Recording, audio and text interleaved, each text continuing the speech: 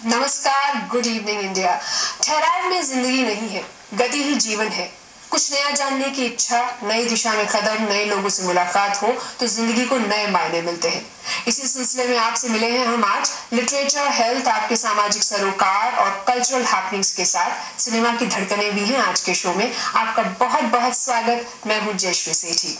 आज एक नारा हमें हर तरफ सुनाई देता है। आई थिंक उस नारे की बहुत ज्यादा जरूरत भी है। वो है स्वच्छ भारत अभियान। जब हम स्वच्छता की बात करते हैं तो क्या ये जिम्मेदारी केवल कम्युनिटी या सिविक एजेंसीज या गवर्नमेंट की है, या निजी स्तर पर हमारी भी कोई जिम्मेदारी बनती है? ये सोचना जरूरी है। घर की रसोई का कूड़ा या बाथरूम का कूड़ा आपने बिना सेग्रीगेट किए कचरे वाली को दे दिया, या बाहर कचरा पेटी में या सड़क किनारे यूं ही फेंक दिया, तो क्या आपको लगता है कि आपकी जिम्मेदारी वहां खत्म हो गई? Have you ever realized why do we litter? आंकड़ों के हिसाब से दिल्ली की अगर बात करें तो दिल्ली शहर एक दिन में तकरीबन 8000 मीट्रिक टन कूड़ा पैदा करता है, और एक मिडिल क्लास फैमिली में एक इंडिविजुअल एक दिन में तकरीबन 800 ग्राम से 1 किलो कूड़ा प्रोड्यूस करता है। प्रोड्यूस हम करते हैं, लेकिन हमारे इस मेस को, हमारे इस कूड़े को कौन साफ करता है? वो लोग जो सड़क किनारे आपको कचरा बीनते नजर आते हैं, रैक पिकर्स, या आपके घर से जो कचरे को कलेक्ट करते हैं, सेग्रीगेट करते हैं। उन लोगों की जिंदगी के बारे में सोचा है? देखा जाए तो ये हमारे शहर की किडनीज हैं। अब आप में से एक शख्स उठा जो पेशे से इंजीनियर था। उसने अपने आसपास ये सब होते देखा और चुप नहीं बैठा, अपनी सोच को बंद करके नहीं रखा। एक किताब लिखी, किताब kidney, a drop in the backdrop of स्वच्छ भारत अभियान। और इस वक्त इस किताब के राइटर, ये शख्स हमारे साथ स्टूडियो में है। आप हैं श्री आर.के. राज। आर.के. राज जी, बहुत बहुत स्वागत है आपका। धन्यवाद जयश्री जी। सबसे पहले तो मैं दर्शकों को बताऊं, good evening India and very very happy new year. नया साल आपको भी बहुत बहुत मुबारक हो। आपकी ये किताब किडनी, अगर खाली हम इसका जो मेन टाइटल है वो पढ़ें, इसकी बायलाइन की तरफ हम ध्यान ना दें तो लगता है कि कोई हेल्थ जर्नल है या कोई मेडिकल साइंस की कोई किताब है, पर ये किताब स्वच्छता के अराउंड है। So would you please elaborate on the subject of this book? जी, ठीक कहा आपने। ये किताब एक नजर डालें तो मेडिकल बुक लगती है, और मेरे कई दोस्तों ने बोला भी कि ये मेडिकल बुक है क्या? मैंने कहा नहीं, ये नॉवल है। नॉवल है। ये दो कारण हैं इसमें जी। दो कारण इस तरह से कि there is a striking similarity in the function of rag pickers who do the function of recycling, cleaning and maintaining the environment and greenery, and जो हमारा मैस है उसे क्लियर करते हैं। तो एक उस हिसाब से वो किडनी की तरह जी, बॉडी में जो किडनी रिसाइकलिंग और वेस्ट सेग्रेट करके और वो करती है, वो काम कर रहे हैं। तो किडनी एक तो सेंस वो हो गया। सही बात। दूसरा, इसमें आपने ध्यान दिया हो, छोटे छोटे बच्चे ज्यादा होते हैं। हालांकि वैसे घर के सारे लोग होते हैं, जो रैक पिकर फैमिली होती है उसमें लगभग सारे लोग इस धंधे में लगे होते हैं। अब उसकी वेरियस मतलब कई तरह की चॉइसेस हैं, जिस वजह से इसमें ऐसा लगता है। वो किताब में डिटेल में जिक्र हुआ है जी। तो ये एक फिक्शन की किताब है, ये कहानी है। तो दूसरा नाम मैं ये कह रहा था, kid and knee. Kid means बच्चे, नी एक हिस्टोरिक फिगर रहे हैं फ्रेंच कल्चर में, और उनके नाम से, माइकल नी से, नी बहादुरी का ही नाम पड़ गया था। तो मैंने किड और नी को जोड़ के ये बताने की कोशिश की है कि इस जिल्लत भरी जिंदगी में, इस फीकल और फिल्थ से भरे वेस्ट, माउंट वेस्ट, जैसे अगर गाजीपुर का नाम मैंने जो दिया है, माउंट वेस्ट करके दिया है, क्योंकि वो पहाड़ का रूप ले चुका है। हाँ जी। माउंट वेस्ट में वो जिस तरह से अपनी लाइफ को दे रहे हैं, और हमें रिसाइकिल्ड एनवायरनमेंट हेल्दीली, आपने ध्यान दिया हो, किडनी अगर दिक्कत करने लगे तो बीपी भी बहुत डिस्टर्ब रहता है जी। तो they are maintaining cities BP also. सही बात कह रहे हैं आप। तो इस किताब को लिखने की प्रेरणा, आई थिंक कोई आपकी जिंदगी में शायद ऐसा एक वाकया हुआ जिसने आपको अंदर से हिलाया, और उसके बाद आप जी डेफिनेटली। सो वो कौन सा वाकया, कौन सा इंसिडेंट था? 8-8.5 साल पहले जयश्री जी, मैं रात के 11:30 बजे के आसपास अपनी बाइक से निकल रहा था अपनी कॉलोनी मैं 2-3 नुक्कड़ पार किए थे मैंने, तो मैं एक डंपिंग यार्ड देख रहा था अपनी कॉलोनी के पास। तो वहां पर एक 50-55 साल की उम्र के बीच में एक शार्प फीचर वाला आदमी, एक he was with lot of racks on his body, और खाना ढूंढ रहा था उसमें, और जो मिला वो खाया, तो मेरे लिए वो क्लियर हो गया और मैं एकदम रुक गया। लेकिन मेरी ये हिम्मत नहीं हुई कि मैं उसे टोकूं उस समय। शायद मैं कायर था, लेकिन मुझे लगा कि कुछ करना चाहिए। Then I took up this work. वो एक ऑथर के अंदर एक संवेदनशील मन होता है, वो वाकई में वाकई हृदय को हिलाने वाला है। बहुत सारे लोग देखते हैं ऑनलुकर्स की तरह भूल जाते हैं, पर आपने उसे एक फिक्शन, एक कहानी की शक्ल देकर इस किताब में रखा। तो इस कहानी का जो प्रोटैगनिस्ट है वो एक रैग पिकर है। जी, रैग पिकर है। उसने कैसे भी तरह पढ़ लिख के जो सिमिलरिटी की मैं बात कर रहा हूँ उस पर एक पेपर लिखता है वो, एक किडनी डे के अवेयरनेस के लिए। और वो लिखता है तो ये अपनी कम्युनिटी से कंपैरिजन करके और सारा वो लिख देता है, और उसका टाइटल है orphan nephrons observation. Nephron kidney में करीब मिलियंस में होते हैं, जो हर एक जो ब्लड के एक आयरन वाले जो लेवल होता है उस पर आके फिल्टर करते हैं, और यूरिनेशन का पाथ अलग जाता है, और रिसाइकलिंग के लिए ब्लड अपनी बॉडी में जहां से जाता है वो लेवल नेफ्रॉन के आसपास। जी। तो वहां से वो सिमिलरिटी लेके कि वेस्ट को हम सेग्रीगेट करते हैं और फिर से रिसाइकिल मार्केट में रीयूजेबल चीजें डाल के हम जो है जो ब्लड आर्टरीज और वो सब है वो इस तरह से हम शहर के लिए कंट्रीब्यूट करते हैं। तो वहां से जब वो पेपर लिखता है तो एक वो प्रोग्राम में दे देता है। जी।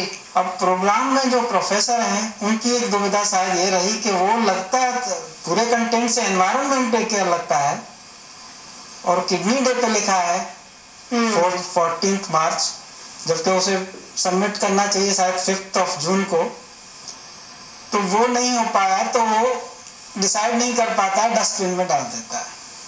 सो ये कहानी का आपने इस नॉवल का एक हिस्सा बताया। सो ये एक फिक्शन नॉवल है, पर खाली कोई कल्पना नहीं है, इसमें यथार्थ का चित्रण है, और उसके लिए आपने रिसर्च भी काफी की होगी। जी, मैंने गाजीपुर का बहुत वो किया, और साहिबाबाद इंडस्ट्रियल एरिया में भी मैंने काफी देखा कि इंडस्ट्रियल वेस्ट को कैसे रैग पिकर्स का क्या नाता है। वो उसमें रीयूजेबल जो है आयरन मटेरियल ढूंढने के लिए वहां भी निकलते हैं, जो इंडस्ट्रियल वेस्ट होता है, और ये छोटे-छोटे बच्चे ही छोटे बच्चे करते होते हैं। एक कॉन्टेक्स्ट है इसमें, team of 40 I develop that contact. So उसमें ये दिखाया है कि क्या रोजमर्रा की जिंदगी में वो 30-40 लोग 2-3 परिवारों या 10-5 परिवारों के लगे और साहिबाबाद के स्लम में रह रहे हैं, और किस तरह की उसमें से जी रहे हैं। तभी वहां पर प्रोटैगनिस्ट का कजिन आता है, वो भी अपना फॉर्चून देखता है, तो आपस में थोड़ा सा हैसल भी है। तो इसमें आपने एक ड्रामा के सारे अंश डाले हैं, और कौन-कौन से मुद्दों को आपने इस किताब में छूने की कोशिश की है? जैसे एक चाइल्ड लेबर हो गया, और definitely recycling, waste management is definitely there, और भी कुछ मुद्दे हैं जो एनवायरनमेंट चैलेंजेस हैं, डिजिटल डिवाइड है, इकोनॉमिक डिवाइड है, and the way we look at the poors when they are dead on a road accident out of the chaos we create in our four-wheelers, where we want to race up to the moon in those same four-wheelers rather than a space shuttle or something like that. तो वो मेरा एक as an author, as a citizen of India एक objection है जो मैंने इसमें दर्ज किया है। जी। तो वो इन चीजों के बारे में इस तरह से बात करते हैं। तो हर ऑथर या कोई भी कलाकार जब कोई रचना करता है या कोई क्रिएशन हमारे सामने रखता है, तो उसके दो मकसद रहते हैं। एक मकसद तो यह है कि आपने आपके भीतर जो ऊहापोह थी, आपके भीतर जो चीजें बंधी हुई थी, आपने उसे बाहर निकाल दिया। दूसरा, you want to convey a message. So आपकी इस किताब का मकसद क्या है? जी, मेरी इस किताब के कई मकसद हैं।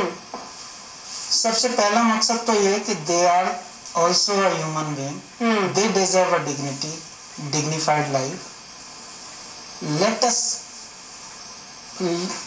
Late them live their life with dignity. अभी आपने देखा हो डे फॉर यस्टरडे, मतलब एक नेशनल डेली का भी एक वेस्ट मैनेजमेंट पे पूरा आर्टिकल आया है जी।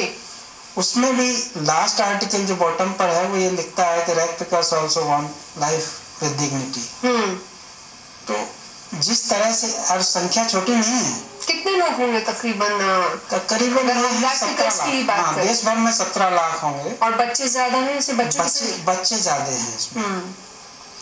देश भर में 17 लाख लोग, जैसा आपने बताया 8,000 मैट्रिक टन फ्रॉम दिल्ली, खाली दिल्ली, और वो भी एक दिन की बात है। और अगर फिक्टिशियस फिगर भी लें तो पूरे देश का करीब 20,000 टन से ऊपर जाता है। बिल्कुल। और इस तरह से हम करीब they contribute 20 lakh rupees in terms of, अगर मजदूर या अपने सर्विस वाले म्यूनिसिपैलिटी लगाए तो they are saving every day our municipalities in 500 cities in India around 20 lakhs each day. तो आपकी किताब को सॉल्यूशन भी प्रोवाइड करती है या आप केवल यथास्थिति को दिखाकर सोचने को मजबूर करती है? यथास्थिति को दिखाकर सोचने को मजबूर करती है। सॉल्यूशन की तरह कुछ चीजें हैं इसमें, कोऑपरेशन और कोलैबोरेशन है। जैसे जो फैमिली जो इंदर को शेल्टर देती है वो वेस्ट मैनेजमेंट या डिस्पोजल का उनका कंसर्न चल रहा है, और वो कुछ बच्चों को रोजगार देने की तरह कर रहे हैं, और जो मेन प्रोटैगनिस्ट है उसको उन्होंने शेल्टर भी दिया हुआ है।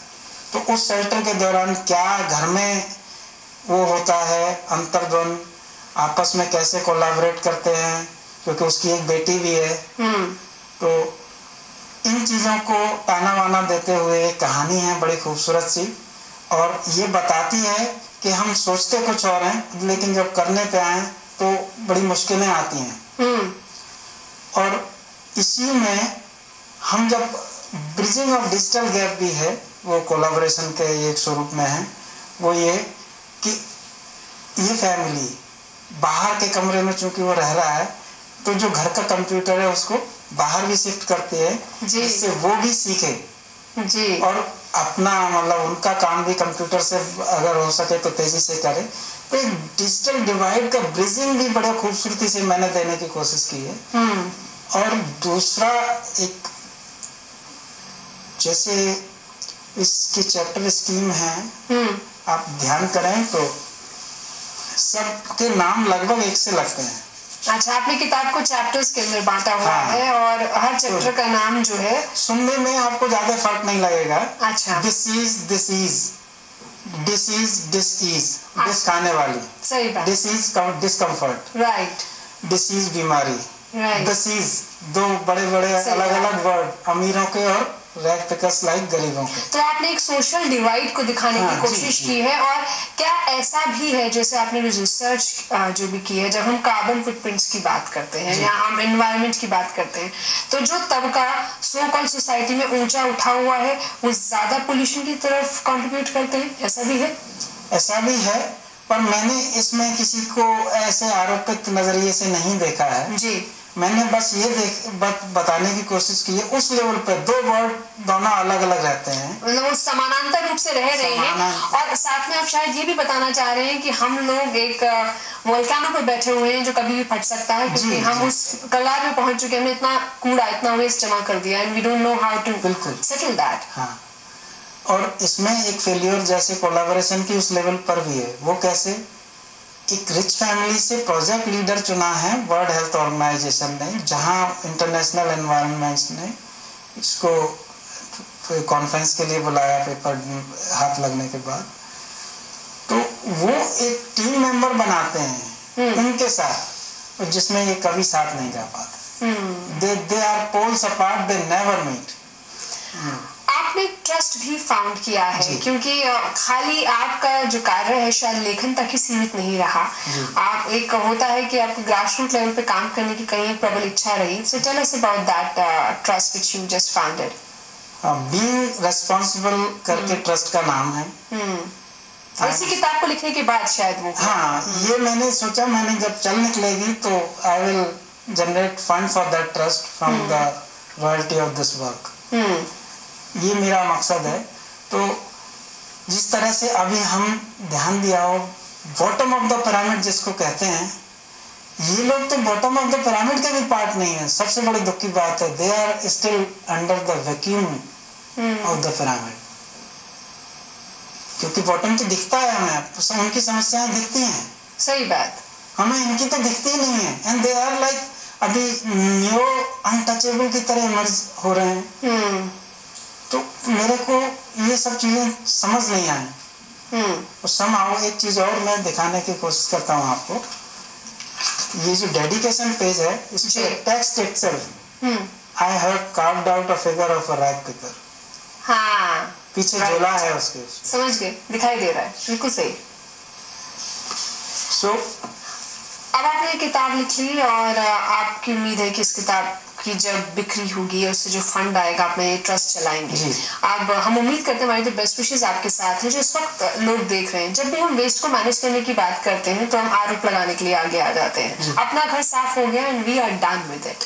सो चलते चलते कुछ आप टिप्स देना चाहेंगे कि इंडिविजुअल लेवल पर how can I contribute towards a cleaner environment? Definitely, क्योंकि सबसे पहला टिप तो वही है जो मोस्ट इम्पोर्टेंट है। हम लोग घर पे segregation at the source, we don't do that, right. लेकिन कई जगह अभी ये खुशी की बात है, RWA या अपार्टमेंट के लेवल पर तो ये हो रहा है। जैसे गुड़गांव में 2-4 सोसाइटी है, वहाँ 3 तरह के डस्टबिन है।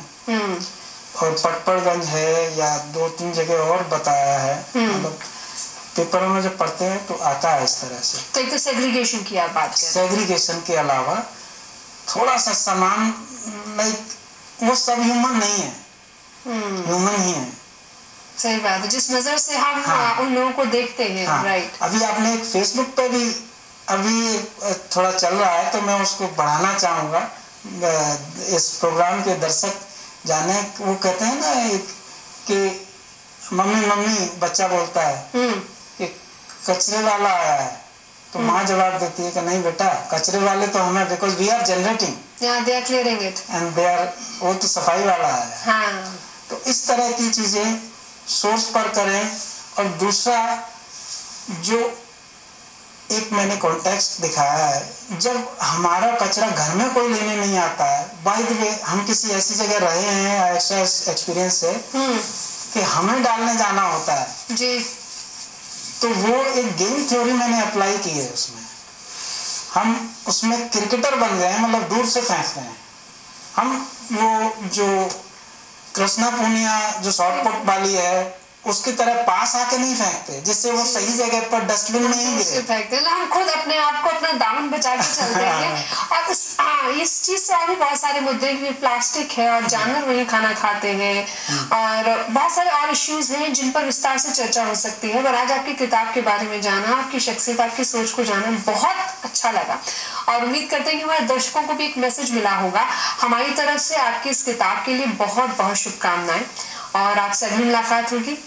Thank you so much. धन्यवाद जसरी जी, मुझे भी यहाँ आके बहुत अच्छा लगा, और मैं भी उम्मीद करता हूँ ये किताब सफल होगी और बीइंग रेस्पॉन्सिबल के लिए फंड जनरेट होंगे, और इनके लिए समानता का एक अवसर, या मुझे भी अपना पार्ट पूरा करने के लिए मिलेगा मौका। बिल्कुल, हमारी शुभकामनाएं आपके साथ हैं। एजुकेशन और वेलबींग और स्किल डेवलपमेंट में जो है थोड़ा सा हम ये कहेंगे कि आपने नींव डाल दी है, शुरुआत हो चुकी है, और कारवां आगे जरूर बनेगा। Thank you so much. ये तो थे आज के राज्य